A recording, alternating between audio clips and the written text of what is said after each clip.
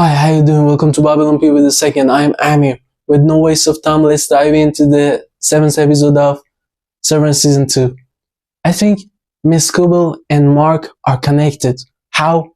Do you remember the day Mark and Gemma met in that donation center, blood donation center? By the way, it was planned by Lumen. It's obvious. Mark was reading All Quiet on the West Front. It's a novel about World War I. Okay, it's related to Mark's job. It is related to he being a history professor, but it's not the case.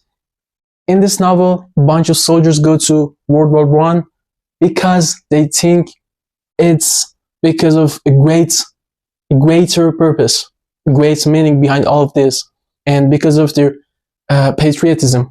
But they kind of know, they realize that all of that is absurd and there's nothing greater comes from this great war. So it's exactly what's happened to Miss Cobel. It's exactly the way she's thinking now.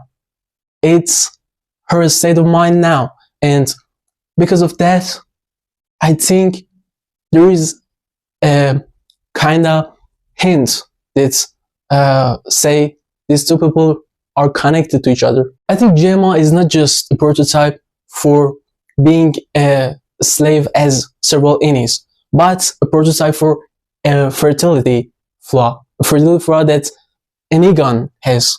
Who is that Eagan? I think Helena. Because they are on a great project, Kier Eagan's immortality, and they want the baby to be an Eagan. That Eagan should be Kier.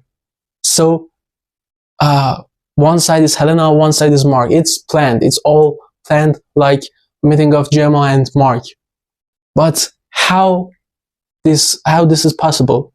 How this both Eagan parts are ready? Mark is ready because I think he is a bastard child of an Eagan with Miss Cobel.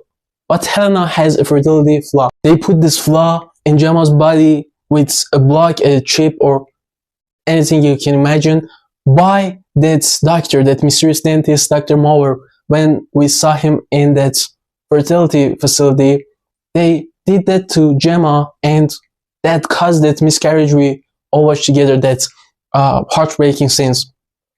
Because they want an answer for this Helena's flaw, to complete these two parties of their plan to make an Eagan child, to make a body, an Eagan body for the mind of Kier, for that chip that belongs to Kier, for Kier's rebirth. I think the main character who is in Bardo is Kier.